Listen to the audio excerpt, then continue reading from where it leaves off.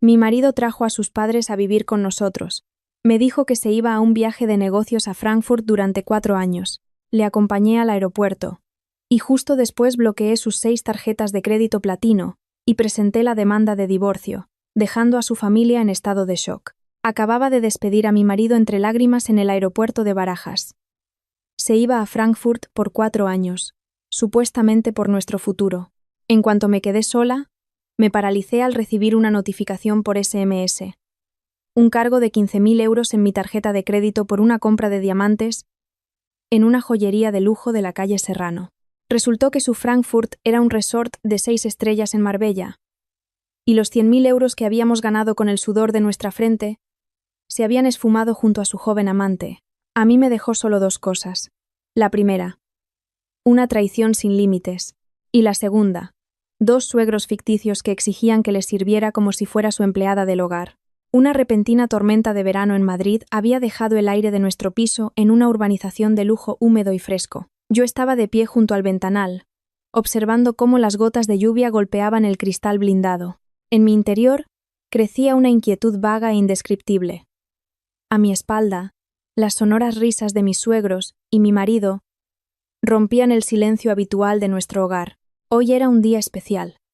Según mi marido, Diego, había ido personalmente a su pueblo en la provincia de Toledo para traer a sus padres a Madrid a primera hora de la mañana. Gregorio y Pilar habían llegado cargados de regalos del campo, desde un saco de patatas hasta botes de conservas caseras, y una docena de huevos de corral cuidadosamente embalados. Desde fuera, parecía una idílica estampa de reencuentro familiar. Pero mi intuición femenina, desarrollada durante 7 años de matrimonio con Diego, me decía que algo no encajaba en su mirada esquiva. La cena fue más abundante de lo normal. Había salido antes del trabajo para preparar un cocido madrileño y su tortilla de patatas favorita, que tanto gustaba a sus padres. Diego se sentó a la cabeza de la mesa, sirviendo un vino de Rioja a su padre con una sonrisa exageradamente radiante. Carraspeó, dejó la copa sobre la mesa con un golpe seco para llamar la atención. Y... Mamá, papá, Elena, os he traído aquí hoy para comunicaros algo importante. La empresa ha decidido enviar a un empleado clave a Frankfurt para una formación avanzada y para gestionar la nueva sucursal durante 4 años. Es una oportunidad de oro para mí. Al volver podría ocupar el puesto de subdirector general. La dirección me ha confiado esta misión y he aceptado. Me quedé helada. Los cubiertos casi se me caen de las manos. 4 años era una eternidad, y ni siquiera me lo había mencionado. Le miré, intentando hablar con la mayor calma posible. Te vas a Frankfurt. 4 años. ¿Por qué no me habías dicho nada de una decisión tan importante? Diego me cogió la mano apresuradamente. Su mirada estaba llena de una culpabilidad que, aún así, me pareció falsa. Elenita, perdóname, por favor. La decisión se tomó muy deprisa. El director general me llamó. Me lo propuso. Y tuve que aceptar en el acto. O el puesto se lo llevaba otro. Lo hago por el futuro de nuestra familia. Quiero que a mi regreso podamos darte a ti y a nuestros futuros hijos la mejor vida posible. Comprar un chalet en las afueras, en lugar de estar apretados en este piso. Pilar, al oír que su hijo se iba al extranjero, se iluminó.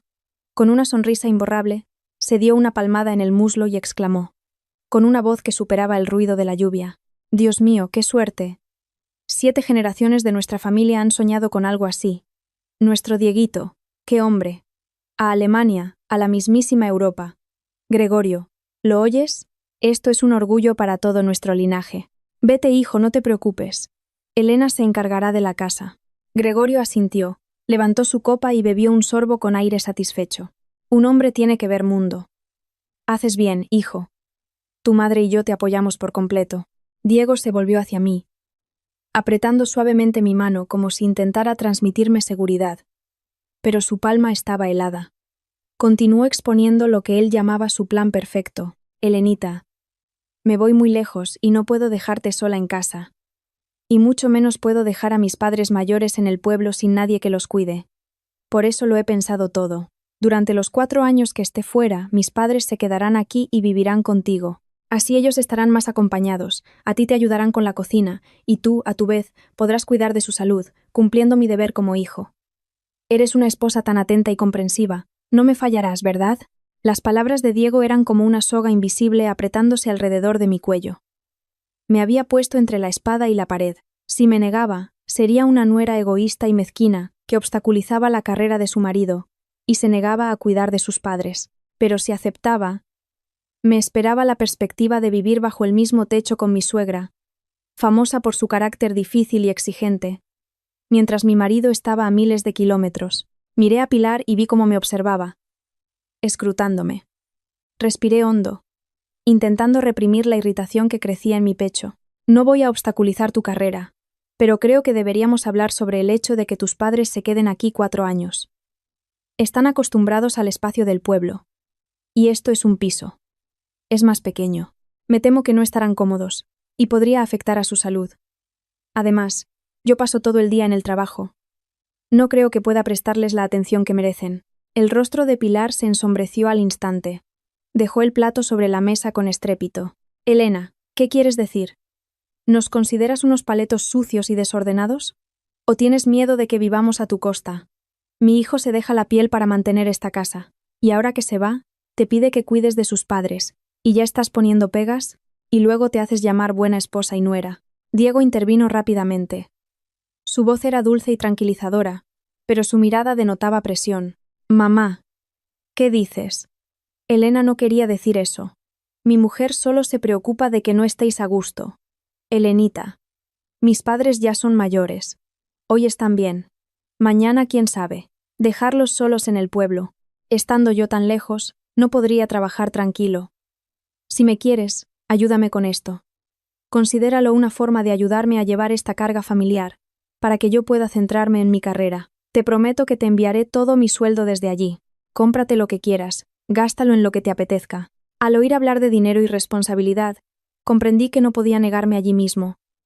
Delante de sus padres, tuve que asentir a regañadientes, sintiendo un peso en el corazón. Está bien. Si ya lo habéis decidido todo, y los padres quieren quedarse, estoy de acuerdo. Solo os pido que seáis comprensivos si hago algo mal. Diego suspiró aliviado, le sirvió más vino a su padre, y empezó a describir un futuro brillante. Un chalet junto a un lago. Viajes por Europa para toda la familia. Las risas volvieron, pero yo me quedé sentada, masticando un arroz que me sabía amargo. Mirando a Diego, el hombre con el que había compartido cama durante tantos años, y de repente sentí que se había convertido en un extraño. ¿Por qué tenía tanta prisa por irse? ¿Por qué no se atrevía a mirarme a los ojos mientras hablaba del viaje? Mi intuición me decía que detrás de esa imagen perfecta se escondía algo turbio, pero no podía entender qué era. La cena terminó. Mientras yo recogía la cocina, desde el salón llegaba el fuerte sonido del televisor y las carcajadas de mi suegra. De reojo, vi a Diego salir al balcón para hablar por teléfono. Hablaba muy bajo, a escondidas, cubriéndose la boca con la mano. Quise acercarme, pero ya había terminado la llamada, y volvió a la habitación con una sonrisa forzada. Esa noche, Diego durmió profundamente, mientras yo daba vueltas en la cama, escuchando el monótono golpeteo de la lluvia y los ronquidos de mi marido. Y en mi cabeza se arremolinaban dudas sin respuesta. A la mañana siguiente, en el piso, reinaba un ambiente de despedida. Pero, curiosamente, el más sentimental era Diego. No yo. Se despertó muy temprano, revisó de nuevo la maleta y se puso un traje elegante. Sus padres se habían levantado al amanecer para prepararle un desayuno contundente que le diera fuerzas para el largo viaje. Pilar no soltaba la mano de su hijo, dándole un sinfín de consejos entre lágrimas, desde cómo comer bien y abrigarse hasta cómo tener cuidado con los desconocidos en un país extranjero. Elena, ¿me llevas al aeropuerto?, preguntó Diego, mirando el reloj. Bien. El vuelo es a las 10. Ya va siendo hora de salir. En silencio, cogí el bolso y las llaves del coche. De camino a Barajas, Diego no dejó de sujetarme la mano, susurrándome las palabras más tiernas. Lo pasarás mal en casa, cariño. En cuanto llegue, te llamo por videollamada. Por favor, cuídate. No te agotes en el trabajo. Y si mis padres se quejan de algo, sé más sabia. Hazlo por mí. De acuerdo, murmuré, conduciendo con la vista fija en la carretera. En mi interior no había tristeza por la separación, sino un vacío y un cansancio inmenso. El coche se detuvo en la terminal de salidas internacionales. Diego me abrazó con fuerza, me dio un sonoro beso en la frente y, agarrando la maleta, entró sin dejar de girarse para despedirse con una sonrisa radiante. Me quedé observando cómo su espalda desaparecía tras las puertas automáticas. Se suponía que debía llorar o al menos sentir una punzada en el corazón, pero no, solo sentí alivio, como si me hubiera quitado un gran peso de encima. Al mismo tiempo, la inquietud del día anterior regresó con más fuerza. De vuelta en el coche, arranqué el motor, dispuesta a ir a la oficina. De repente, el teléfono vibró en mi bolso. Miré la pantalla. Un mensaje del banco, probablemente el cobro de la comisión anual o algún tipo de publicidad. Estuve a punto de ignorarlo, pero mi costumbre profesional me hizo coger el teléfono. Las líneas del mensaje que aparecieron en la pantalla me hicieron frenar en seco en el arcén. El corazón se me aceleró como si quisiera salírseme del pecho. Desde la tarjeta adicional asociada a su cuenta, se ha realizado una transacción de 15.000 euros en una joyería de lujo en la calle Serrano. Me froté los ojos y releí el mensaje 5 veces. 15.000 euros, una suma enorme. Y el lugar, la calle Serrano, el epicentro del lujo en el corazón de Madrid. La cabeza me daba vueltas. Esa tarjeta adicional se la había sacado a Diego para gastos de representación y necesidades urgentes. Me había dicho que estaba facturando para su vuelo a Frankfurt. Entonces, ¿por qué en ese mismo instante se había hecho un cargo desde su tarjeta en una joyería del centro de Madrid? Había 2 posibilidades. La primera, que le hubieran robado o clonado la tarjeta. La segunda, que no estuviera en el aeropuerto. Respiré hondo, intentando calmarme. Mi experiencia en situaciones de estrés me había enseñado a no entrar en pánico. Marqué el número de atención al cliente del banco. Mi voz sonaba fría y decidida, sin un ápice de temblor. Buenos días. Soy la titular de la tarjeta principal número. Acabo de recibir una notificación de una transacción de gran importe que sospecho que es fraudulenta. Exijo que bloqueen inmediatamente todas las tarjetas asociadas a esta cuenta, tanto la principal como todas las adicionales. El operador confirmó mis datos y ejecutó la solicitud al instante. Tras colgar, me quedé en el coche, agarrando el volante con tanta fuerza que los nudillos se me pusieron blancos. Si le hubieran robado la tarjeta, Diego me habría llamado de inmediato, pero mi teléfono permanecía en silencio. Intenté llamarle. El número que ha marcado está apagado o fuera de cobertura. Había apagado el teléfono, lo cual era coherente con estar a punto de embarcar. Pero ¿y la transacción? Ningún ladrón sería tan descarado como para ir a una tienda de lujo y gastar 15.000 euros en joyas. Hay cámaras por todas partes. Una idea terrible me vino a la mente. Diego me había mentido. No iba a Frankfurt, estaba en Madrid. Y ese dinero lo había gastado en diamantes para otra persona. Recordé su mirada esquiva la noche anterior, la conversación telefónica secreta en el balcón y su prisa de esa mañana. Todas las piezas del rompecabezas empezaron a encajar en una imagen aterradora. No fui a la oficina. Di media vuelta y me dirigí al centro de la ciudad. Necesitaba comprobar la verdad, pero por el camino me di cuenta de que no podía simplemente presentarme en la tienda y exigir ver las grabaciones de las cámaras.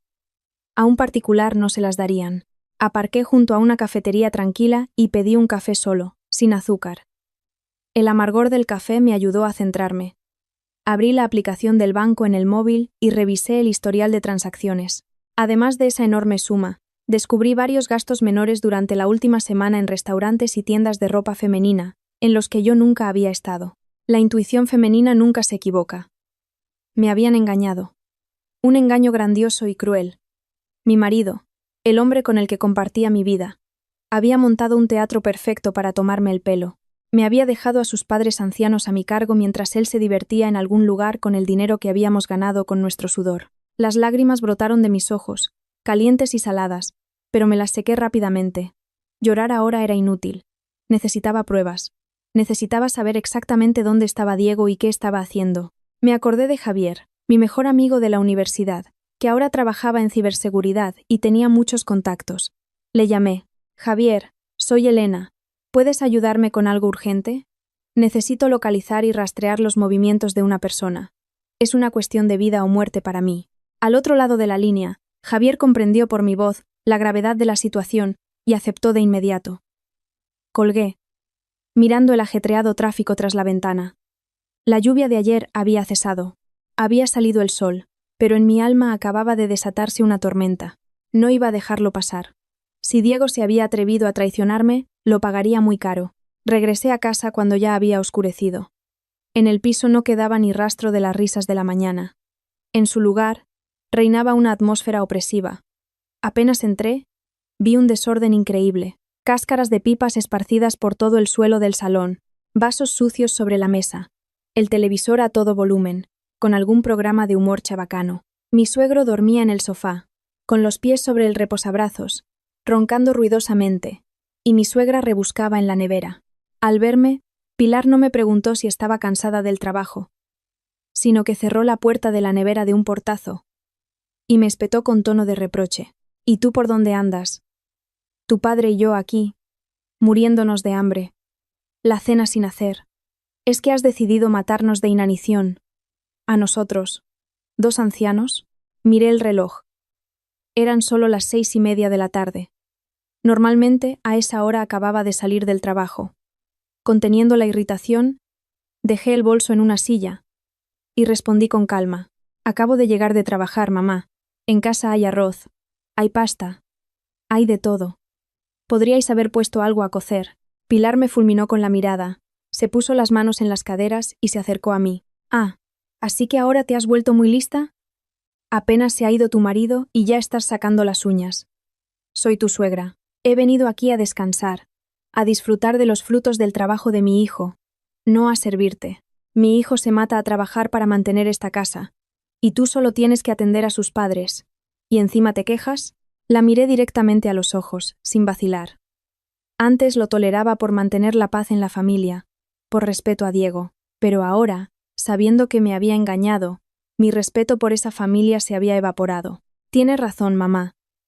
Yo también trabajo y gano dinero, y la mitad de este piso se compró con mis fondos. No le pido que sea mi sirvienta, pero yo tampoco soy una empleada del hogar. Pilar se quedó con la boca abierta, probablemente sin esperar una respuesta así de mi parte. Estaba a punto de gritar, pero la detuve con un gesto. Estoy cansada y no quiero discutir. Pero ya que vamos a vivir juntos durante mucho tiempo, creo que debemos establecer algunas reglas para evitar conflictos. Fui a la cocina, me serví un vaso de agua, me lo bebí de un trago, y volví al salón, donde mi suegro ya se había despertado y miraba la escena desconcertado. Dije, con claridad, primero, la comida. Yo trabajo todo el día y solo puedo preparar la cena. El desayuno y la comida son cosa vuestra.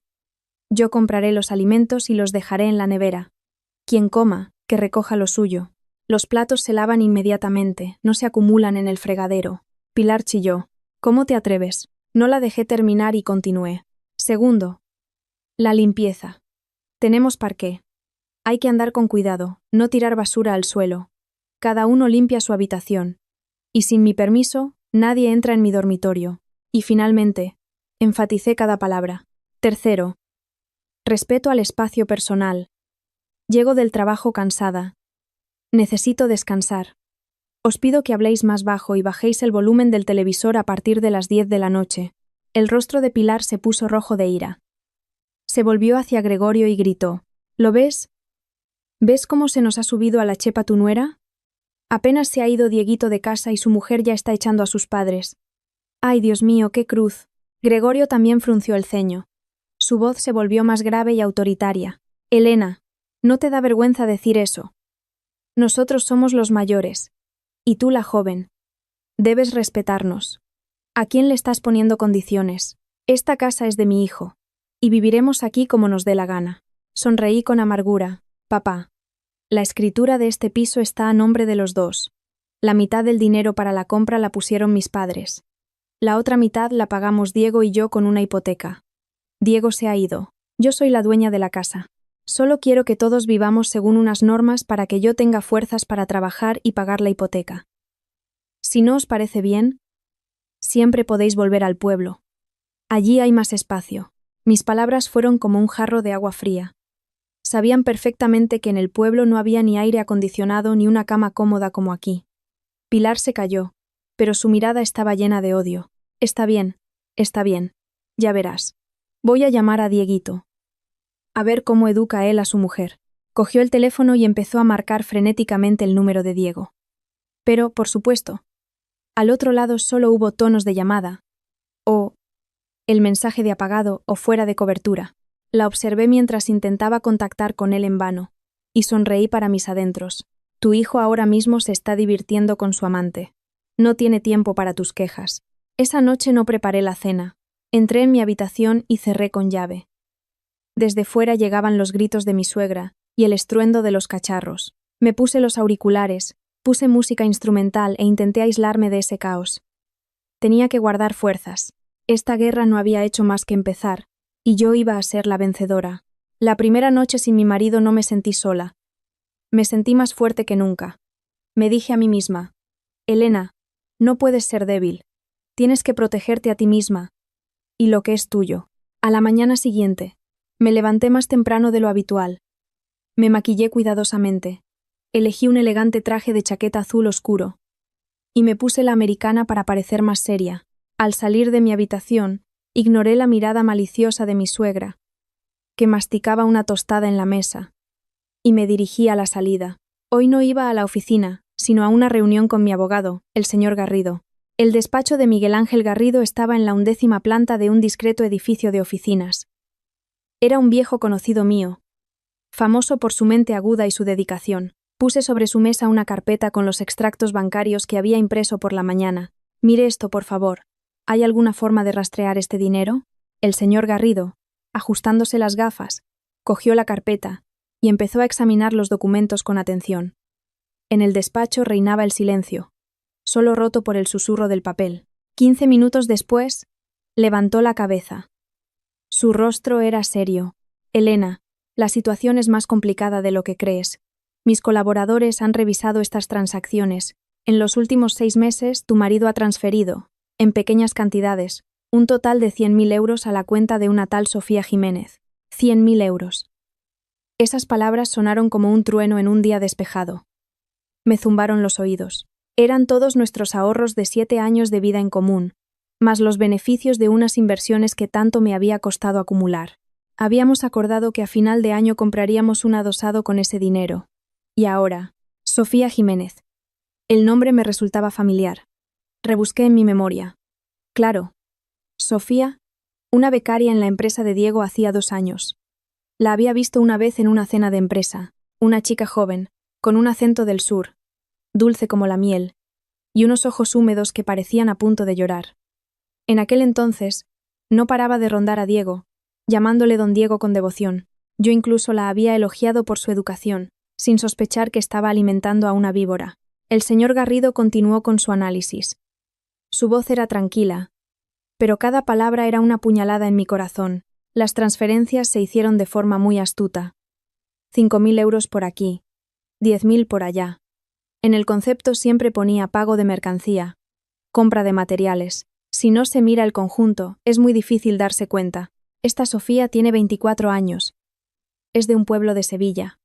Oficialmente no trabaja en ningún sitio, pero hace 2 meses se compró un apartamento de lujo en Barcelona a su nombre. Apreté los puños con tanta fuerza que las uñas se me clavaron en la palma de la mano.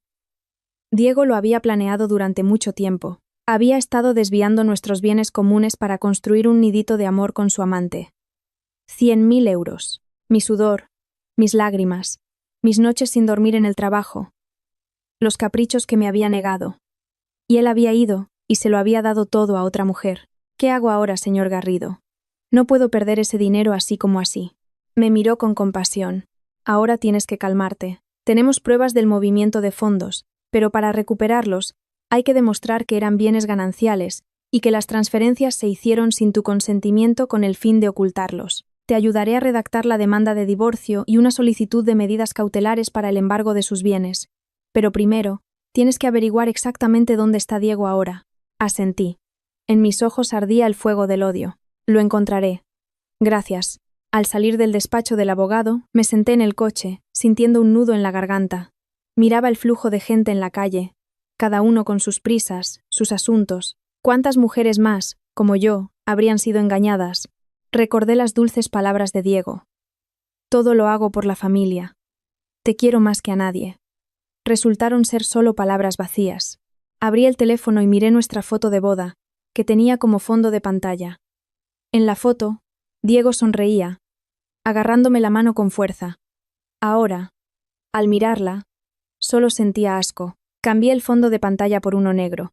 A partir de hoy, Diego estaba muerto para mí. Solo quedaba un enemigo llamado Diego Alonso. Fui a su empresa. Tenía que hablar con su jefa. El espectáculo titulado Viaje de negocios a Frankfurt tenía que terminar. Quería ver qué quedaría de Diego cuando le arrancaran la máscara. La oficina de Diego estaba en un moderno edificio de cristal. Entré en el vestíbulo. Respiré hondo para serenarme. No había venido a montar un escándalo. Había venido como una esposa preocupada por el bienestar de su marido. La tapadera perfecta para desenmascarar una mentira. La chica de recepción me reconoció y sonrió. «Buenos días, Elena. ¿Viene a ver a don Diego?»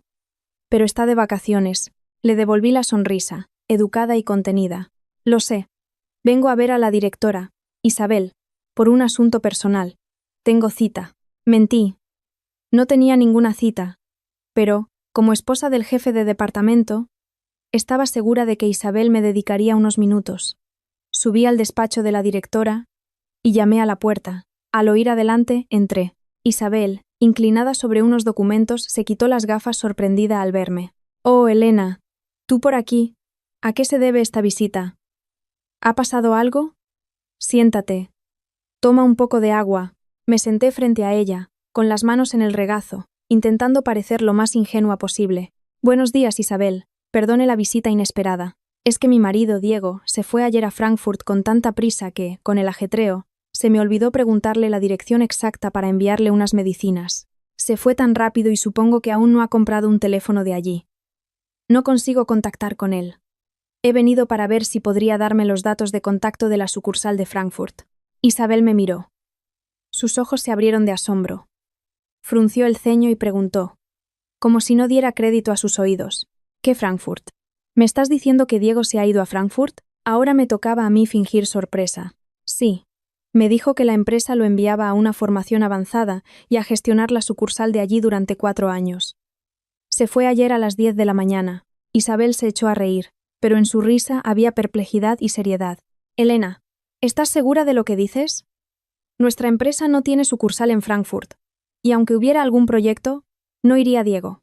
Precisamente ayer presentó una solicitud de vacaciones de 2 semanas. En la solicitud, especificó que su mujer estaba gravemente enferma y que necesitaba estar en casa para cuidarla y luego llevarla a una clínica en Suiza para un tratamiento. Me quedé helada, como si me hubieran echado un cubo de agua helada por encima. ¿Su mujer gravemente enferma?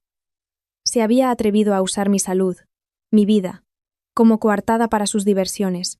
Me había maldecido para conseguir unas vacaciones y divertirse con su amante. La ira hirvió en mi interior, pero me contuve. Fingiendo solo conmoción y una pena inmensa, dije con voz temblorosa: ¿Lo dice en serio? Dijo que su mujer estaba enferma, pero yo estoy perfectamente sana. Voy a trabajar todos los días. ¿Por qué diría algo así? Isabel era una mujer perspicaz. Al ver mi reacción y las incongruencias en las palabras de Diego, empezó a sospechar lo que pasaba. Se levantó, rodeó el escritorio y me dio una palmadita en el hombro. «Elena, cálmate. Te confirmo oficialmente que no ha habido ninguna decisión de enviar a Diego a Frankfurt. El hecho de que te haya mentido a ti y a la empresa es una grave falta de ética profesional. ¿Estás segura de que se fue en un avión?» Asentí. Las lágrimas brotaron a raudales. Esta vez eran lágrimas reales de humillación. Le acompañé hasta el mismo aeropuerto. Pero esta mañana descubrí que con su tarjeta de crédito se compraron joyas en Madrid. Isabel, me ha engañado. Me ha engañado a mí y a sus padres ancianos. Isabel suspiró y negó con la cabeza. Vaya sinvergüenza. No me esperaba esta bajeza de él. No te preocupes. Ordenaré que revisen todo su trabajo y la documentación antes de traspasar sus funciones. Si se ha atrevido a engañar también a la empresa, no lo dejaré pasar. Y tú, arregla tus asuntos familiares con calma. Si necesitas ayuda con algún documento, no dudes en pedírmela. Susurré unas palabras de agradecimiento y me despedí. Al salir del despacho de la directora, vi que el cielo de Madrid se había vuelto gris. Todo estaba claro como el agua, ni viaje de negocios, ni futuro brillante. Solo un marido ruin. Un mentiroso profesional que gastaba mi dinero en construir castillos en el aire con otra mujer. Diego mismo había quemado todos los puentes. Pensó que yo era una ama de casa tonta que solo sabía asentir. Se equivocó. Cuando acorralan a una mujer, su contraataque es más fuerte que cualquier tormenta. Saqué el teléfono y llamé a mi abogado. Señor Garrido. Empiece. Quiero congelarlo todo. Quiero que no le quede ni un céntimo en el bolsillo. A ver cuánto dura su amor verdadero con esa chica. Me alejé. El eco de mis tacones sobre el suelo de mármol sonaba frío y decidido. El juego no había hecho más que empezar. A la mañana siguiente llegué a la oficina con un estado de ánimo completamente diferente. Si antes no paraba de pensar en qué preparar para la cena, si le gustaría a mi marido o si se ofenderían mis suegros, ahora todos mis pensamientos se centraban en un único objetivo: el trabajo y mi plan de venganza.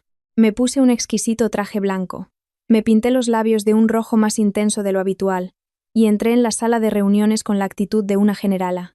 Hoy tenía una reunión importante con socios extranjeros para cerrar el contrato del próximo trimestre, un proyecto en el que había puesto toda mi alma. La reunión era tensa. Estaba junto a la pizarra analizando la estrategia de mercado cuando mi teléfono, sobre la mesa, empezó a vibrar sin parar. Miré la pantalla. Era mi suegra. Rechacé la llamada, puse el teléfono boca abajo y continué con la presentación. Pero un minuto después, el teléfono volvió a vibrar. Y otra vez. Pilar llamó 5 veces seguidas. Los socios me miraban con compasión. Sonreí. Me disculpé y pedí permiso para salir a contestar, temiendo que hubiera ocurrido algo urgente en casa. Apenas contesté. El grito estridente de mi suegra me taladró el oído, resonando por el pasillo vacío. Elenita, Elenita, ven a casa corriendo. Tu padre está fatal. Se va a morir. Se ha caído. Le sale espuma por la boca. Ven rápido. Llévalo al hospital. Yo soy vieja y débil. No puedo levantarlo. La voz de Pilar era aguda. Parecía estar en pánico, pero aún así noté un matiz de exageración. Si Gregorio estuviera realmente tan mal como describía, lo primero sería llamar a una ambulancia, no a su nuera, que estaba trabajando a kilómetros de distancia. Con calma y frialdad pregunté: ¿Qué le pasa a papá, mamá? ¿Dónde está? Pilar gritó aún más fuerte. Aquí, en el suelo. Le ha subido la tensión, seguro. ¿Es que eres una nuera tan desalmada? Tu marido se ha ido. Tienes que sustituirle, cuidar de sus padres. Ven inmediatamente. Miré el reloj. Desde mi oficina hasta casa había, como mínimo, 45 minutos sin atascos. Y ahora era hora punta. Así que más de 1 hora. Si mi suegro realmente tuviera un ictus, para cuando yo llegara ya estaría en el otro barrio. Pero recordé que por la mañana, antes de irme, Gregorio estaba sentado tomando té y se había comido 2 platos llenos de gachas. Tenía un aspecto sonrosado y saludable. Además, la caja de pastillas para la tensión que le había comprado estaba intacta. Nunca se olvidaba de tomarlas por la mañana. Comprendí de inmediato de qué se trataba. Era otro de sus trucos para hacerme volver a casa corriendo. O simplemente Pilar quería sabotear mi trabajo, demostrar su poder. Que a una llamada suya yo debía presentarme. Quería que abandonara una reunión importante y corriera a casa como una loca, solo para encontrarme a su marido quejándose y pidiendo un caldo de pollo. Respiré hondo y decidí no ceder. Dije claramente por el teléfono: Mamá, escúchame con calma. Estoy en una reunión muy importante con el director general. No puedo irme ni un minuto. Si me voy ahora, perderé el trabajo, y por tanto, el dinero con el que vivimos todos.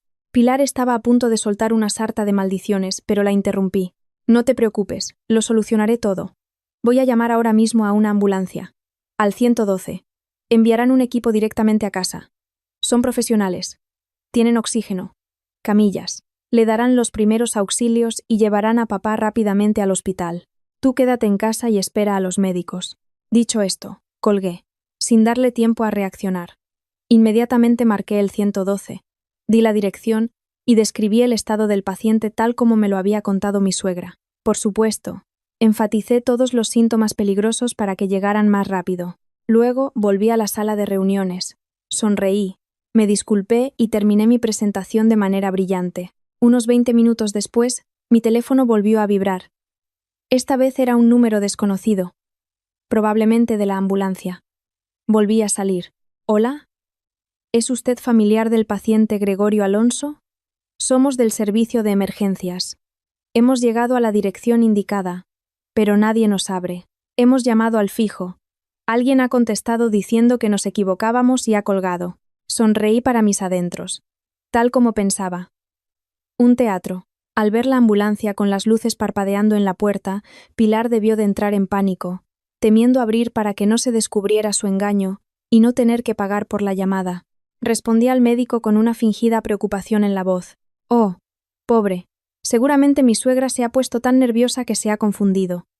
Doctor, por favor, insistan. Digan que he sido yo, la nuera, quien les ha llamado. Si no abren, pidan al conserje que les ayude a abrir la puerta. Quizá el abuelo se está muriendo ahí dentro. Conocía perfectamente a mi suegra. Lo que más temía en el mundo era perder la compostura delante de los vecinos y gastar dinero innecesariamente. Y, en efecto, 5 minutos después, Pilar me devolvió la llamada. Su voz era baja y suplicante, ni rastro de la agresividad anterior.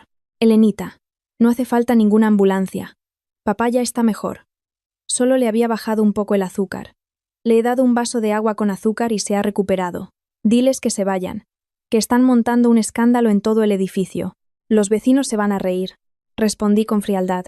¿Cómo es eso, mamá? Si me habías dicho que le salía espuma por la boca y que estaba en el suelo. Con la salud de las personas mayores no se juega. Ya he pagado la llamada y los servicios de la ambulancia. Los médicos ya están ahí. Que le examinen por nuestra tranquilidad.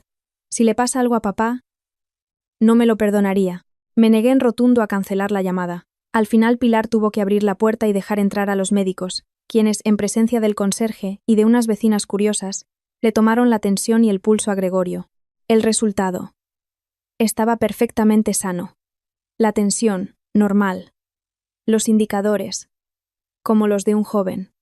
Los médicos les regañaron por la falsa alarma y el derroche de recursos.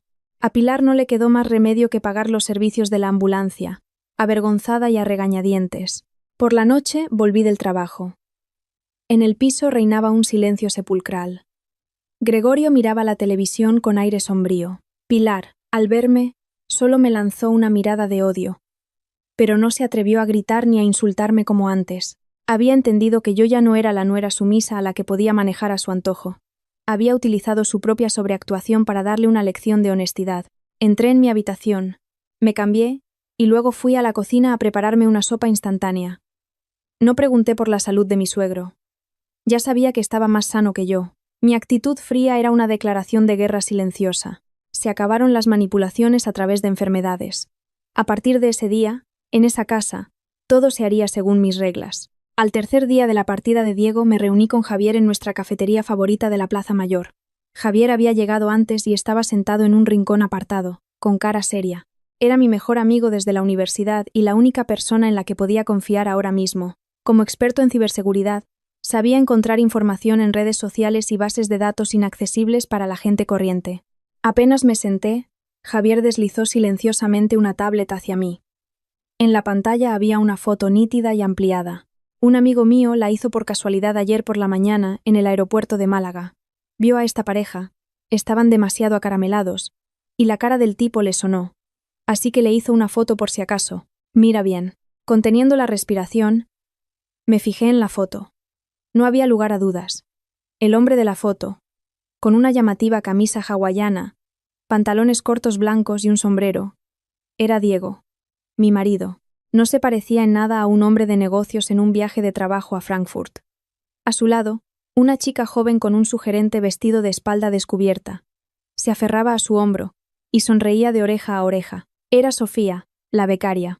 Estaban en la recepción de un lujoso resort de 6 estrellas en Marbella. La mano de Diego la rodeaba firmemente por la cintura, y la mano de ella descansaba posesivamente sobre su pecho. Pero lo que me hizo hervir la sangre no fue su abrazo, sino el objeto brillante en la muñeca izquierda de Sofía.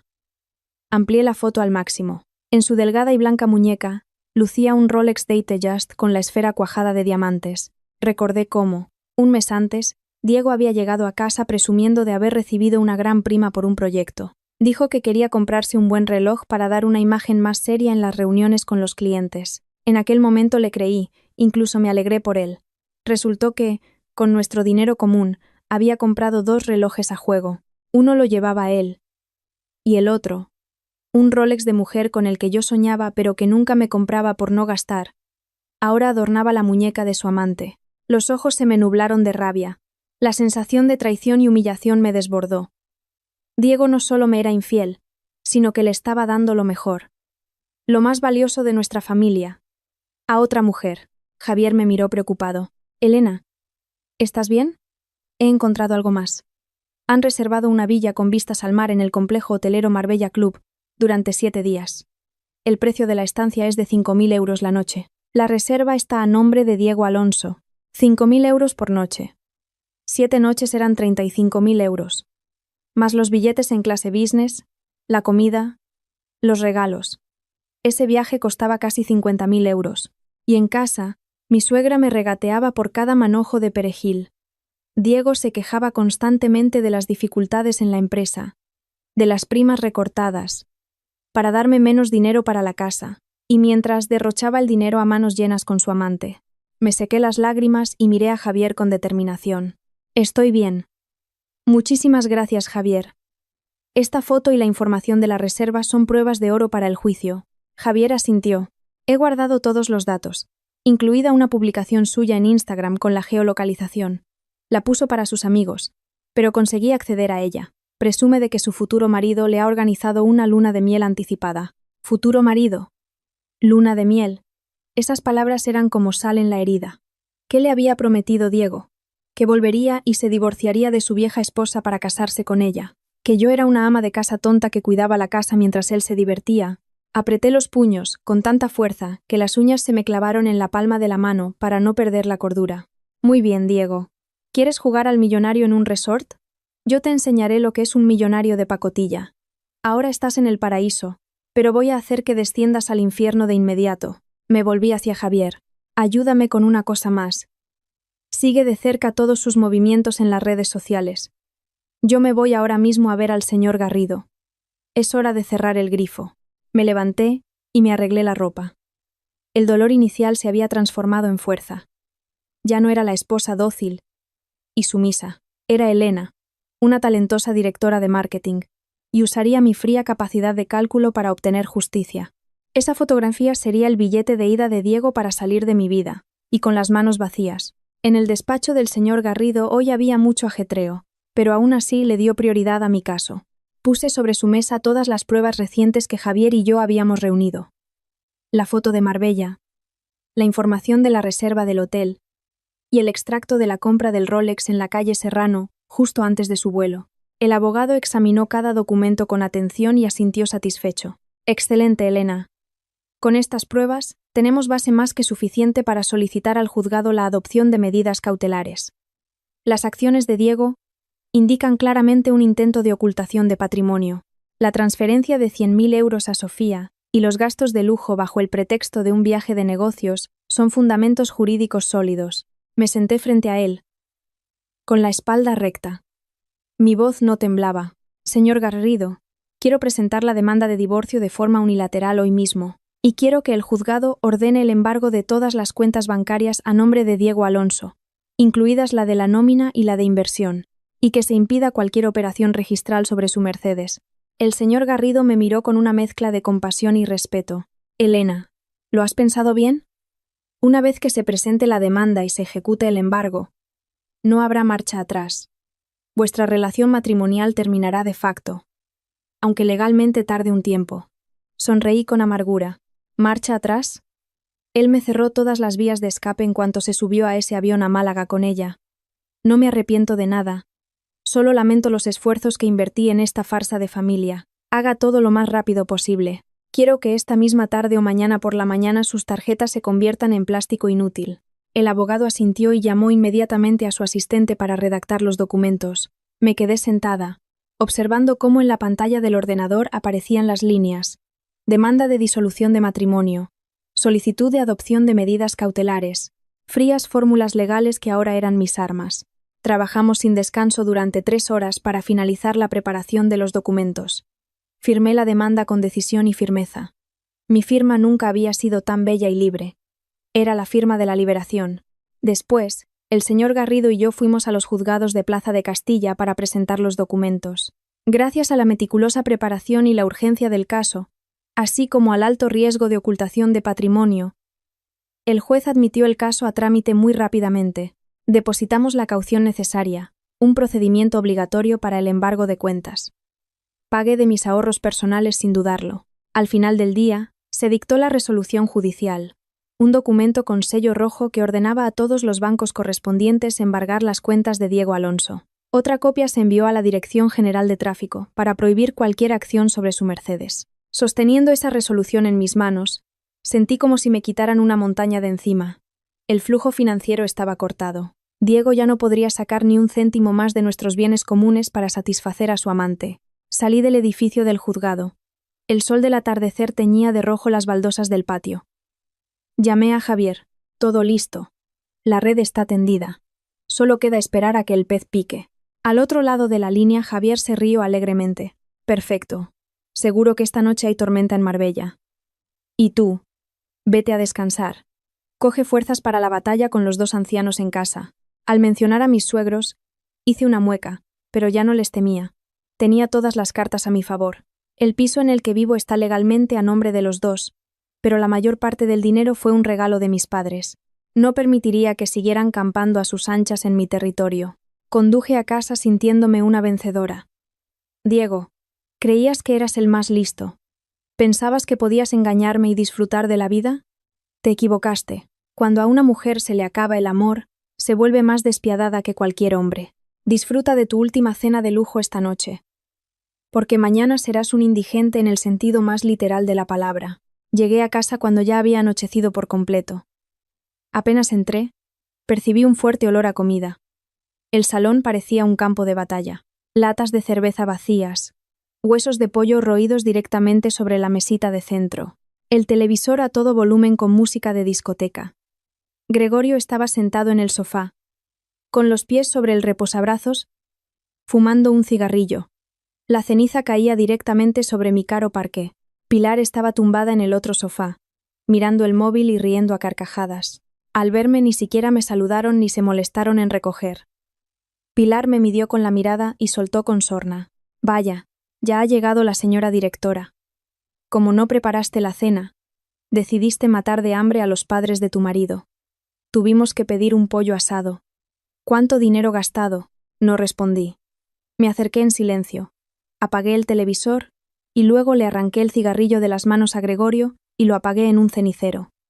¿Qué haces, maleducada?, rugió Gregorio. Su cara se puso roja. Me planté en medio de la habitación y los miré con una frialdad cortante como una cuchilla. Perdone, papá, pero en esta casa no se fuma en el interior. Ya se lo dije el primer día. Y hoy tengo un anuncio importante para ustedes. Saqué de mi bolso un folio y lo lancé con fuerza sobre la mesa, junto a los huesos de pollo. Era una notificación redactada por el señor Garrido, pero que yo había reescrito en un lenguaje más sencillo. Esta es una notificación de cese de su residencia. Exijo que recojan sus cosas y abandonen este piso en un plazo de 3 días. El aire se congeló. Pilar abrió la boca desmesuradamente. Sus ojos parecían salírsele de las órbitas. Tú, ¿qué dices? ¿Nos estás echando? Esta casa es de mi hijo. ¿Qué derecho tienes? ¿Te has vuelto loca? Sonreí. Esta casa está a nombre de los dos, pero el 90% del dinero para su compra lo pusieron mis padres. Diego solo aportó una pequeña parte, financiada con una hipoteca que ahora pago yo. Diego se ha ido con otra mujer, llevándose todos nuestros ahorros. No tengo ninguna obligación de mantener y servir a los padres de mi marido mientras él se divierte con otra. Gregorio se levantó de un salto, señalándome con un dedo tembloroso. Tú. Estás calumniando. Dieguito se ha ido a Frankfurt a engrandecer nuestro apellido. Y tú, esposa infiel, has decidido quitarle la casa a tu marido. Voy a llamar a Diego. Él te pondrá en tu sitio. Saqué tranquilamente mi teléfono. Abrí la foto de Diego y Sofía en Marbella y se la puse delante de sus narices. Miren con atención. ¿Es este el Frankfurt de su hijo? Esto es Marbella. Y esta chica es su amante. Mintió sobre el viaje de negocios para llevar a su amante a un resort, gastar millones y dejar a su mujer en casa cuidando de sus padres. ¿Qué les parece? Pilar me arrebató el teléfono. Su mirada se clavó en la fotografía. Reconoció inmediatamente a su hijo y a la joven belleza a su lado. Su rostro cambió. pasando del rojo al pálido. Pero el instinto ciego de proteger a su hijo se impuso. Me arrojó el teléfono y gritó: «Photoshop. Esto es Photoshop, seguro. Te lo has inventado todo por celos. Mi hijo es bueno, decente. Nunca haría algo así. Y aunque se hubiera ido a descansar.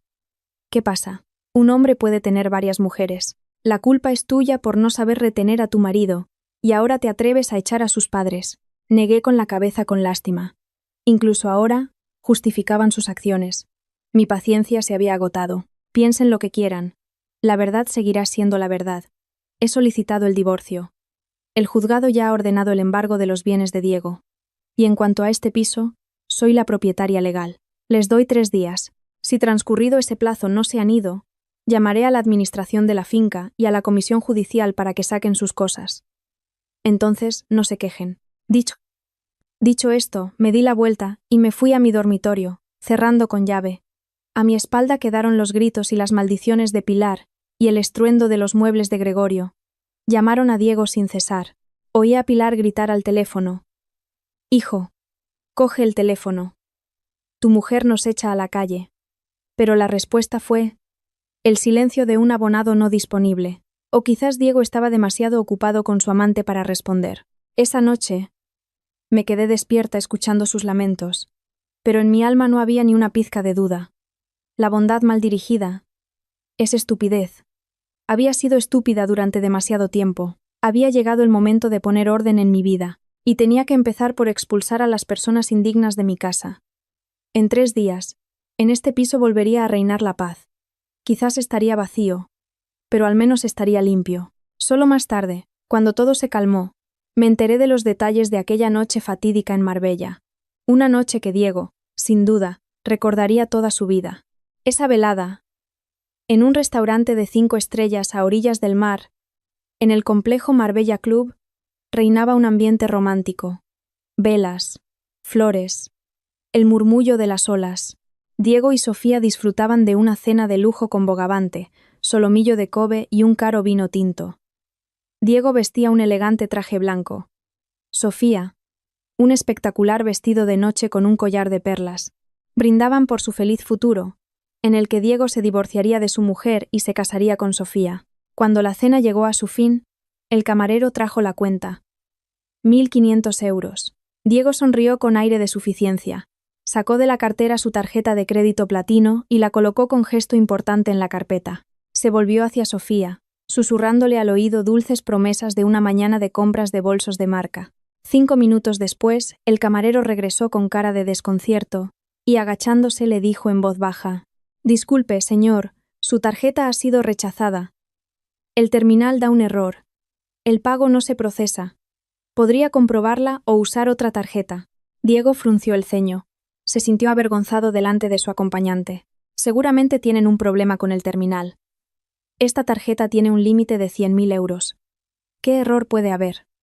Bueno, pruebe con esta». Diego sacó otra tarjeta, una Visa Platinum de otro banco. El camarero se fue y volvió de nuevo, negando con la cabeza con aire de disculpa. «Tampoco funciona, señor. La tarjeta ha sido bloqueada por el banco emisor». En ese momento, Diego empezó a sudar. Rebuscó en toda la cartera. Sacó todas sus tarjetas, de débito, de crédito, 5 tarjetas, y las 5 daban transacción denegada o mensajes de bloqueo temporal. La sonrisa del rostro de Sofía se desvaneció. En sus ojos apareció la sospecha. Los comensales de alrededor empezaron a cuchichear y a lanzarles miradas de reojo. Un cliente tan distinguido, y no puede pagar la cena. Se acercó el gerente del restaurante. Aún era educado, pero en su voz había un tono de firmeza. «Señor Alonso, el sistema nos informa de que todas sus tarjetas no son válidas. Le rogamos que pague la cuenta en efectivo o por transferencia. Además, acabamos de recibir una notificación de recepción de que la tarjeta de crédito que utilizó para garantizar el pago de la habitación durante 7 noches también ha sido rechazada. El importe total a pagar en este momento, incluyendo la estancia y la cena, asciende a 36.500 euros. Si no puede pagar de inmediato, nos veremos obligados a pedirle que abandone el resort y a llamar a seguridad». La cara de Diego se puso roja. Con manos temblorosas, sacó el teléfono para hacer una transferencia a través de la aplicación. Pero por desgracia, En la pantalla apareció un frío mensaje. Su cuenta ha sido embargada por orden judicial. En ese momento, en mi piso de Madrid, sonó el teléfono. Era el gerente del hotel. Como la tarjeta con la que Diego había reservado era una adicional de la mía, en caso de problema, contactaban con el titular de la tarjeta principal. Dígame, ¿hablo con la señora Elena? Le llamamos del Marbella Club, en Málaga. Su marido, el señor Alonso, está teniendo problemas con el pago. Le escuché y respondí con calma, lo suficientemente alto para que Diego, si el gerente había puesto en manos libres, y estaba segura de que así era, pudiera oírme. Buenos días. Sí, he sido yo quien ha pedido al banco que bloquee las tarjetas. Estamos en proceso de divorcio, y he presentado una denuncia por ocultación de bienes. No me hago responsable de ninguno de sus gastos ni de los de su amante. Procedan según la ley. Si no paga, llamen a la policía y que se lo lleven. Colgué. Al otro lado de la línea, en Marbella, Diego oyó mi voz saliendo del teléfono del gerente. Su cara se volvió blanca.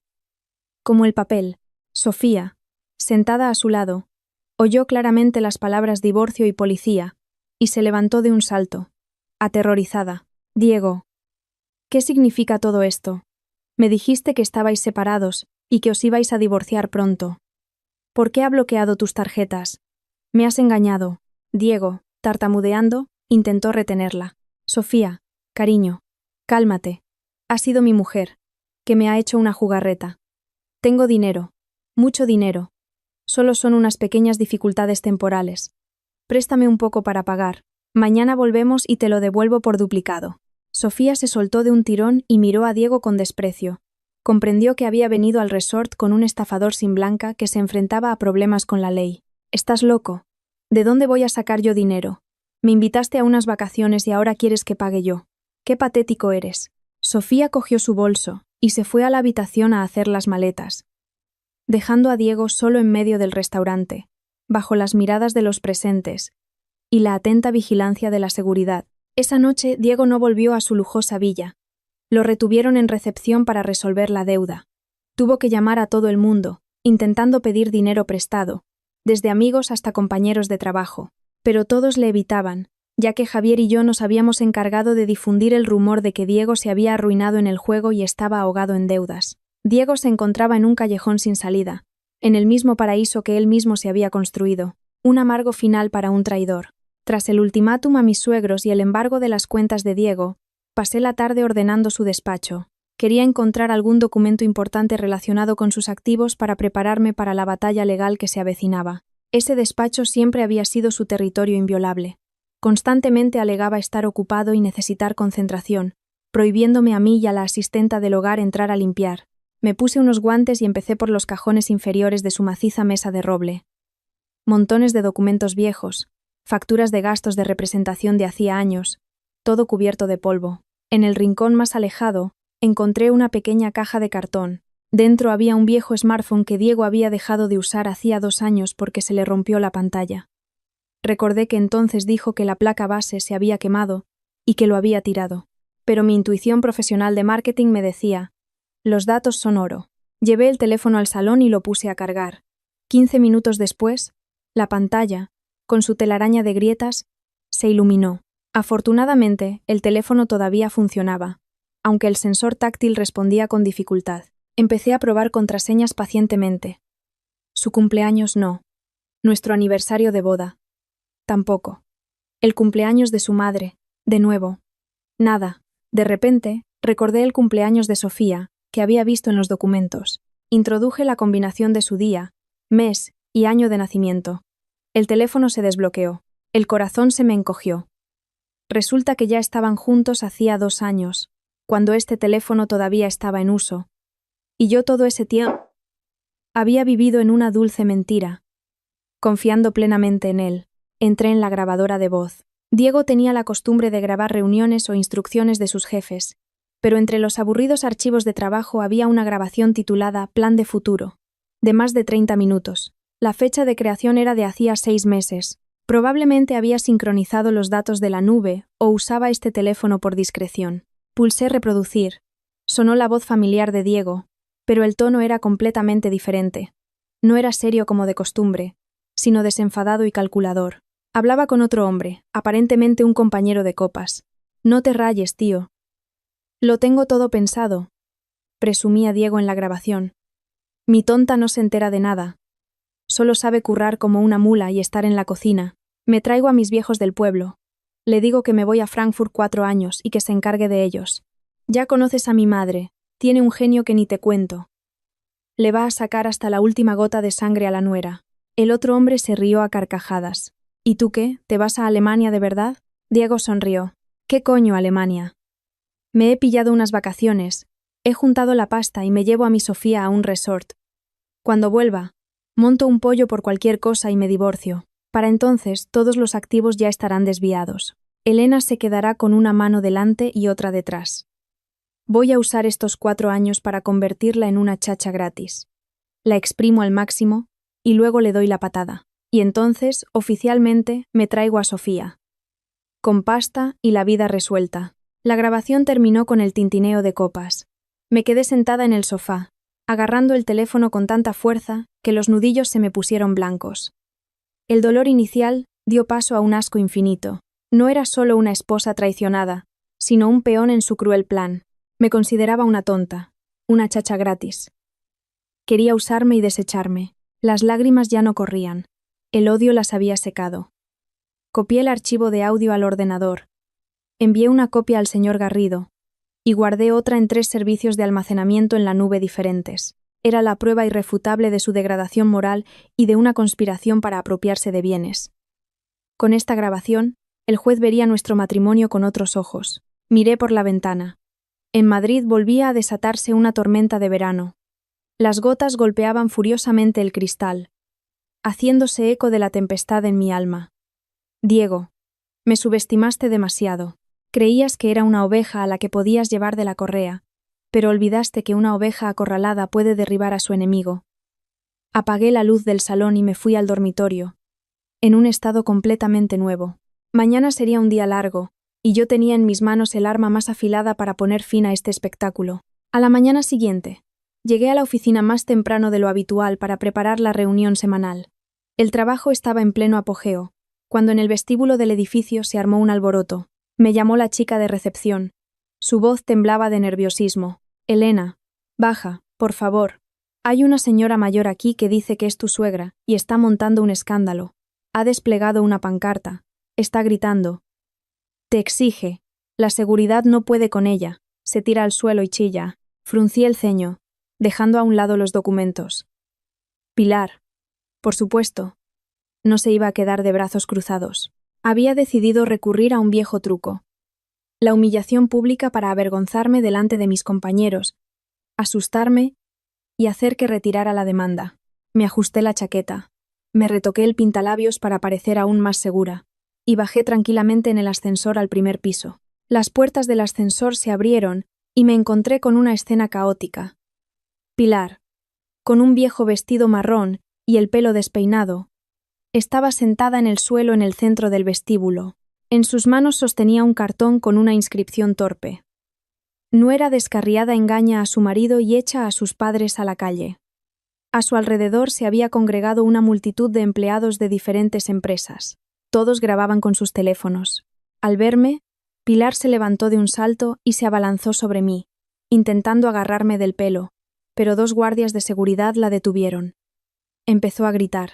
Su voz estridente resonó por todo el vestíbulo de mármol. Buena gente, miren a esta directora. Su marido se mata a trabajar para mantenerla, y ella aquí liándose con otros hombres, y luego echa a sus padres viejos y enfermos a la calle, bajo la lluvia. Sin vergüenza, devuélvele la casa a mi hijo. La multitud empezó a susurrar. Las miradas de sospecha se cernieron sobre mí. En nuestra sociedad, las acusaciones de infidelidad y falta de respeto a los mayores son las más graves para una mujer. Pilar lo sabía perfectamente, y estaba atacando mi punto más vulnerable, mi reputación. Me mantuve inmóvil, con la espalda recta, sin mostrar miedo ni vergüenza. Hice un gesto a la seguridad para que se apartara. Saqué mi teléfono del bolso y lo conecté a un altavoz portátil que había pedido a mi asistente que trajera de antemano. Cogí un pequeño micrófono. Mi voz sonó alta y clara, ahogando los gritos de mi suegra. Estimados compañeros, y usted, mamá. Lamento mucho que haya elegido esta forma de resolver nuestros problemas familiares. Dice que le soy infiel y que la echo a la calle. Bueno, pues vamos a darles a todos los presentes la oportunidad de ver las pruebas y decidir quién es el infiel y el estafador. Levanté el teléfono y reproduje la grabación de audio de ayer. La voz fuerte de Diego resonó por el vestíbulo, pronunciando claramente cada palabra de su plan. Engañar a su mujer, desviar los activos y usar a sus padres como herramienta para retener a su nuera. Luego, proyecté en la gran pantalla del vestíbulo, que había pedido a los técnicos que conectaran previamente, las fotos de Diego y Sofía abrazados en Marbella, así como los extractos bancarios de las transferencias de miles de euros a su amante. La multitud enmudeció. Luego, los susurros se reanudaron, pero en otra dirección. Las miradas acusadoras ahora se dirigían a Pilar. Resulta que es su hijo el que la engaña. Dios mío, qué marido más canalla. Engañó a su mujer y se fue con la amante. Y la vieja, qué cara. Sabe que su hijo es el culpable, y aún así viene a montar el escándalo. Pilar.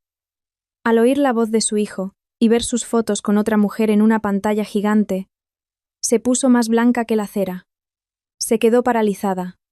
El cartón se le cayó de las manos. Toda su agresividad se evaporó, sustituida por el desconcierto y una vergüenza abrasadora. No esperaba que yo estuviera tan bien preparada y que le devolviera un golpe tan demoledor. Me acerqué a ella y le dije en voz baja pero firme: «Váyase, mamá, no se avergüence más. Su hijo es ahora mismo un insolvente en Marbella y pronto se enfrentará a un juicio. Es mejor que vaya y recoja sus cosas. Mi promesa sigue en pie. En 3 días, le pido que desaloje mi apartamento». Dicho esto, me disculpé ante todos por el alboroto y pedí a la seguridad que acompañara a Pilar a la salida. Se marchó cabizbaja, bajo miradas de desaprobación, encorvada y envejecida de repente. Su intento de humillación pública había fracasado, poniendo el punto final a mi relación con la familia de mi marido. De vuelta en mi despacho, cerré la puerta y me concedí 10 minutos de silencio. Necesitaba concentración total para el siguiente paso. Las finanzas de Diego, cortadas. Mi suegra, humillada. Era hora de ocuparse de la causa raíz. Su amante, Sofía. A través de los contactos de Javier, conseguí el número de teléfono del padre de Sofía, que vivía en un pueblo de Sevilla. Según la información de Javier, la familia de Sofía era gente decente. El padre, un maestro jubilado. La madre, vendedora en el mercado. Gente sencilla y honesta que valoraba su reputación y estaba muy orgullosa de su hija, que se había colocado bien en la capital. Seguramente no sabían que su hija era la amante que estaba destrozando una familia. Me senté en el coche, cerrando bien las ventanillas para asegurar la máxima confidencialidad. Respiré hondo y marqué el número. Al tercer tono, respondió una voz masculina con un característico acento andaluz, que sonaba amable y campechana. «Diga, ¿quién es?». Hice mi voz lo más suave y educada posible, pero manteniendo la seriedad necesaria. «Buenos días. Perdone que le moleste. Me llamo Elena. Soy la mujer de Diego Alonso. Le llamo por un asunto importante relacionado con su hija, Sofía». Al otro lado de la línea se hizo el silencio. Supongo que el padre intentaba recordar quién era Diego. Luego, su voz se animó. «Ah, Diego, el novio de mi Sofía. Sí, me ha hablado de él. ¿Ha pasado algo? ¿Habéis reñido?». Suspiré para mis adentros. Como era de esperar, Sofía había mentido a sus padres. Empecé a explicarme, lenta y claramente. Cada una de mis palabras era un golpe al orgullo de un padre. Me temo que no conoce toda la verdad. Diego es mi marido legal. Llevamos casados 7 años y vivimos en Madrid. Su hija mantiene una relación con mi marido, y ahora mismo están juntos de vacaciones en Marbella. La voz del padre al otro lado del teléfono tembló. ¿Qué? ¿Qué me está diciendo? Mi Sofía me dijo que Diego era soltero, un alto directivo, y que se iba a casar con ella. ¿No se habrá equivocado de número? Mantuve la calma. No, no me he equivocado. De hecho, Sofía está embarazada de mi marido. Pero no le llamo para discutir, sino para informarle de algo más urgente. Mi marido está siendo investigado por un delito de estafa y apropiación indebida. Sus cuentas han sido embargadas. Está en bancarrota.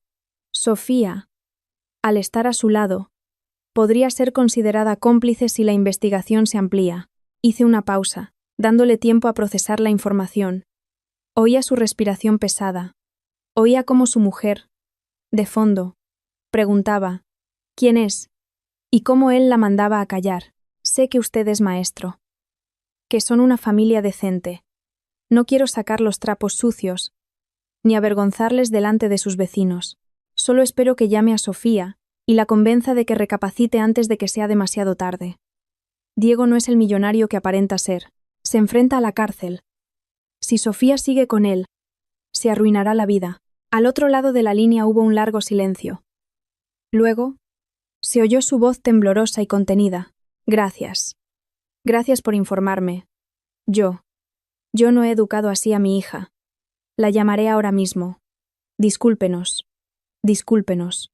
Colgó. Bajé el teléfono, sintiendo una punzada de remordimiento. No quería hacer daño a un hombre mayor, pero era una medida extrema. Tenía que cortar todas las vías de escape a Diego y Sofía. Cuando sus padres supieran la verdad, la obligarían a volver. Y cuando ella comprendiera que Diego no solo era un indigente, sino un futuro presidiario, y además bajo la presión de su familia, no quedaría espacio para su amor ilícito y su embarazo. Esta llamada no era solo un golpe psicológico para Sofía, sino una forma de ayudarla a salir del fango antes de que fuera demasiado tarde.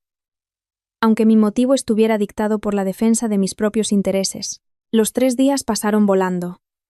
Como esperaba, mis suegros se atrincheraron en el piso, y no tenían intención de irse. Estaban convencidos de que solo los estaba asustando, que en España ninguna nuera se atrevería a echar a los padres de su marido por miedo al qué dirán y a las acusaciones de falta de respeto. Pero se equivocaban. La Elena que yo había sido murió el día que Diego se subió a ese avión. A la mañana del 4.º día, pedí el día libre en el trabajo. No vine sola, sino con un agente de la comisión judicial y 2 representantes de la administración de la finca. Nos paramos frente a la puerta del apartamento. Llamé al timbre. Silencio, aunque oía el sonido del televisor encendido. Volví a llamar. Y luego acerqué mi tarjeta a la cerradura. Pero la puerta estaba cerrada por dentro con una cadena. Desde el otro lado de la puerta, se oyó la voz desafiante de Gregorio. Ni lo intentes. He cambiado las cerraduras. A ver cómo nos echas ahora. Esta casa la compró mi hijo. Tengo derecho a vivir aquí. Asentí al agente judicial. Encendió una cámara para grabar lo que sucedía. Dije en voz alta pero tranquila, en dirección a la puerta: Papá. Le di 3 días, pero se ha negado a cooperar. Este piso es propiedad mía y de Diego. En su ausencia, soy la única propietaria legal presente. Su ocupación ilegal de la vivienda y el cambio de cerraduras son una violación de la ley. Hoy he invitado a la comisión judicial y a la administración de la finca para que den fe de la recuperación de mi vivienda. Si no abre, me veré obligada a llamar a un cerrajero para que fuerce la cerradura. Y el personal de seguridad entrará para proceder al desalojo forzoso. Desde dentro, silencio. Hice una seña al cerrajero. Se oyó el chirrido de un taladro. 5 minutos después, la cerradura estaba abierta. En el salón, sentados en el sofá y acurrucados, estaban Gregorio y Pilar. Sus caras estaban blancas de terror cuando vieron entrar a los agentes uniformados. Intentaron gritar, pero al ver la cámara apuntándoles y los rostros severos de los guardias, se amedrentaron. Señalé una pila de cajas de cartón que había preparado. He contratado una empresa de mudanzas. Les ayudarán a empaquetar sus efectos personales. Por favor, cojan solo su ropa y objetos personales. Cualquier bien perteneciente al piso, televisor, frigorífico, objetos de decoración, se quedará aquí. Todas sus acciones están siendo grabadas. Los operarios de la mudanza trabajaron rápidamente. Ropa, medicinas, pequeños objetos. Todo iba a parar a las cajas en un instante. Pilar lloraba y me maldecía, llamándome nuera desvergonzada y malvada. Dejé pasar todo, de pie, con los brazos cruzados, observando el proceso. Cuando se selló la última caja, le tendí a Gregorio un sobre y un papel con una dirección. Papá. Mamá. A pesar de su actitud hacia mí, conservo un último respeto. Esta es la dirección de un hostal económico a 2 kilómetros de aquí. He pagado una habitación para una semana. Pueden quedarse allí hasta que vuelva Diego. O hasta que se vayan al pueblo. Y aquí tienen 100 euros para comer. A partir de este momento, me eximo de toda obligación de mantenerlos en este piso. Gregorio, temblando de rabia, cogió el sobre y se lo metió en el bolsillo. Me lanzó una última mirada de odio y arrastró a Pilar tras de sí. Ya lo pagarás, víbora. Observé cómo sus espaldas desaparecían por el pasillo y sentí un inmenso alivio. Le pedí al cerrajero que cambiara todas las cerraduras por las más modernas, con acceso por huella dactilar, y que borrara todos los datos antiguos. La señal sonora de la nueva cerradura sonó como una campana, anunciando el comienzo de un nuevo capítulo en mi vida. El piso se había quedado vacío, pero ahora estaba limpio y seguro. Había recuperado mi territorio. Mientras yo ponía orden en Madrid, en Marbella, Diego vivía las horas más terribles de su vida. Después de que lo echaran del hotel y Sofía huyera, se quedó solo en la calle con un par de cientos de euros en el bolsillo y las tarjetas bloqueadas. Intentó llamar a Sofía, pero su teléfono estaba apagado. Llamó a sus padres y se enteró de que acababan de echarlos de casa y estaban en un hostal miserable. Diego comprendió que lo había perdido todo. Tenía que volver a Madrid. Pero, ¿con qué dinero compraba el billete? El billete de ida en clase business lo había comprado con una tarjeta de crédito, que ahora era inútil. Llegó al centro de Marbella y encontró una casa de empeños. Se quitó de la muñeca su Rolex Submariner, que había comprado por 40.000 euros. Su orgullo. ¿Cuánto me da por esto? Es original, casi nuevo. El dueño de la casa de empeños, tras examinar el reloj con una lupa, sonrió. El reloj es auténtico, sí, pero no tiene ni caja ni papeles. Por algo así, solo puedo darle lo que se da por algo robado. 5.000 euros. Y el dinero al instante. Diego se quedó atónito. ¿Se está riendo de mí? Me costó 40.000. Los papeles están en Madrid. Deme al menos 20.000. El dueño hizo un gesto con la mano. Sin papeles. Es de origen desconocido. 5.000. Es mi última oferta. Hambriento, empapado y sin un céntimo en el bolsillo, Diego, apretando los dientes, aceptó. Sosteniendo el fajo de billetes, sintió una amargura inmensa. Hacía solo un par de días. Esa cantidad era para él el precio de una cena, y ahora era su única salvación. Compró un billete en la última fila de la clase turista. El vuelo se retrasó 3 horas. Se sentó en la sala de espera, mirando a las parejas felices, y el corazón se le encogió de dolor. Recordó lo orgulloso que había salido de ese aeropuerto hacía unos días, y se miró a sí mismo ahora, sin afeitar, con la ropa arrugada. En el avión, lo apretujaron entre 2 hombres corpulentos. En la cabina, los niños lloraban. En lugar de solomillo y vino, le dieron un sándwich seco y una botella de agua. El avión aterrizó en Barajas bajo una lluvia torrencial. Cogió un taxi viejo y se dirigió a la ciudad. Madrid le pareció gris y fría. Sabía que la verdadera tormenta no le esperaba fuera, sino en casa, en el piso donde una vez fue el amo. El viaje del paraíso al infierno, que tanto se merecía, había terminado. El taxi dejó a Diego en un callejón oscuro en algún lugar de Villaverde. Se paró frente a la dirección que les había dejado a sus padres. Hostal El Rincón, un edificio destartalado, con un bar ruidoso en la planta baja. Entró. Un olor a rancio le golpeó la nariz. Le preguntó a la dueña dónde se alojaban Gregorio y Pilar. Ella lo midió con una mirada despectiva y señaló el 3er piso. Subiendo por la oscura escalera, oyó el llanto de su madre. Empujó la puerta. Una habitación de 15 metros cuadrados, una cama vieja, un armario de plástico. Su padre fumaba en un rincón. Su madre lloraba, de espaldas a la pared. Al ver a su hijo, Pilar se levantó de un salto y se abalanzó sobre él. «Hijo, has vuelto. Mira lo que nos ha hecho tu mujer. Nos ha echado a la calle, a este agujero. Tienes que darle una lección, recuperar nuestra casa». Diego apartó a su madre y se sentó en el borde de la cama. Miró la miserable habitación, a sus padres envejecidos. La ira, la vergüenza y la impotencia lo invadieron. Gregorio preguntó con rabia: «¿Qué tal en Alemania? ¿Qué pasa que tu mujer se ha rebelado en casa? Dice que estabas con una chica en Marbella, que le ha enseñado fotos a todo el mundo. ¿Es verdad?» Diego bajó la cabeza. Su silencio fue la respuesta. Pilar se quedó helada. Entonces, ¿es verdad? ¿Nos has engañado a todos? Diego estalló. Sí, es verdad.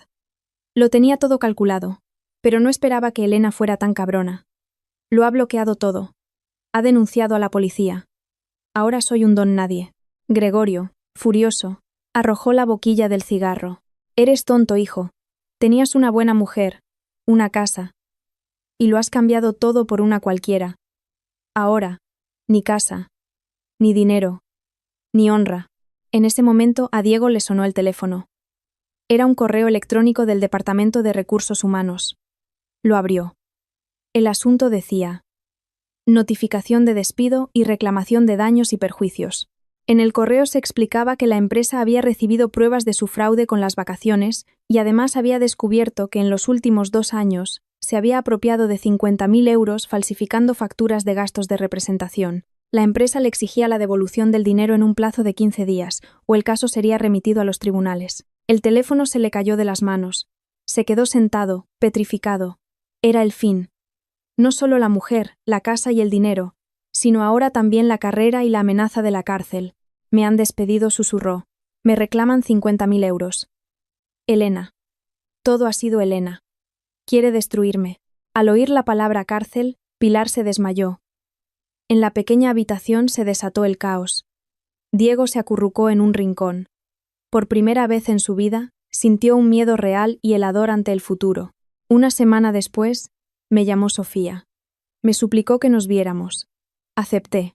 Llegó a la cafetería, agotada, pálida, sin parecerse en nada a la chica glamurosa de la foto. Puso sobre la mesa un sobre con dinero. Aquí hay 50.000 euros. Es el último dinero que me transfirió. El resto lo gasté. Por favor, cójalo. Mis padres me han dicho que no me dejarán volver a casa hasta que se lo devuelva todo. Me enseñó un informe del hospital. Y he interrumpido el embarazo. No puedo tener un hijo de un hombre así. Me engañó a mí. La engañó a usted. Fui una estúpida. Me dio pena. Ella también era una víctima. Cogeré el dinero. Lo descontaré de su deuda. Lo que ha hecho es su decisión. Solo recuerde que no se puede construir la felicidad sobre la desgracia ajena. Se echó a llorar. Me fui, dejándola sola con su arrepentimiento. Un mes después, en una tarde lluviosa, Diego me esperó a la salida de la oficina. Parecía un vagabundo, mojado, sin afeitar. Se arrodilló ante mí en un charco. Elena, perdóname. Me equivoqué. Fue todo culpa de Sofía. Me embrujó. Lo he perdido todo. Perdóname. Vuelve conmigo. Dame una oportunidad. Lo miré con desprecio. Levántate. No te humilles más. Fue tu elección. Sofía me devolvió el dinero. Tiene más conciencia que tú. Al oír lo del dinero, sus ojos brillaron con codicia. Entonces, ¿tienes dinero? Ayúdame a pagar a la empresa. Negué con la cabeza y me fui. Arréglatelas solo. Nos vemos en el juzgado. Me subí a mi coche, cálido y seco, y me marché, dejándolo llorando bajo la lluvia. El día del juicio, estaba tranquila y segura. Diego estaba sentado solo, cabizbajo, sin abogado. Intentó balbucear algo sobre unas inversiones fallidas, pero mis pruebas, los extractos bancarios y, sobre todo, aquella grabación de audio no le dejaron ninguna posibilidad. El tribunal dictó sentencia. Divorcio. El piso y el coche, de mi propiedad. Ya que se demostró el origen de los fondos. Diego fue condenado a devolverme los 50.000 euros restantes, que había desviado del patrimonio común. Salí de la sala del juzgado como una vencedora. Era libre. 2 años después, estoy sentada en un skybar en lo alto de un rascacielos de Barcelona. Bebo vino y contemplo la ciudad de noche. Tras el divorcio, vendí aquel piso, me mudé a Barcelona y me convertí en la directora regional de una gran multinacional. He construido una carrera brillante. Me he vuelto aún más bella y segura de mí misma. Recibo un mensaje de Javier. Elena, ¿a que no adivinas a quién me he encontrado? He pedido un Cabify y el conductor era Diego. Me envía una foto. Al volante, un hombre delgado, moreno por el sol, con el uniforme del servicio de transporte. Tiene un aspecto terrible. Escribí a Javier. Me ha reconocido, se ha puesto nervioso, no ha dicho ni una palabra en todo el trayecto. Dicen que sigue viviendo de alquiler, matándose a trabajar para pagar las deudas. Sus padres volvieron al pueblo. La madre, después de un infarto, se ha quedado en cama. Y el padre bebe. El karma. Miré la foto sin ninguna emoción. Era el precio de su elección. Dejé el teléfono. A mi lado se sentó un hombre elegante. Andrés, mi socio, que llevaba 6 meses cortejándome insistentemente. ¿En qué piensas?, preguntó con suavidad, poniéndome una copa delante. Sonreí. En el pasado. Pero ya es pasado. Levantó su copa. Por nuestro brillante futuro. Brindamos. El tintineo de las copas sonó alegre. Por una vida nueva. Libre y feliz. La historia de mi antiguo matrimonio había terminado. abriendo las páginas en blanco de un nuevo libro del que, ahora, yo era la autora.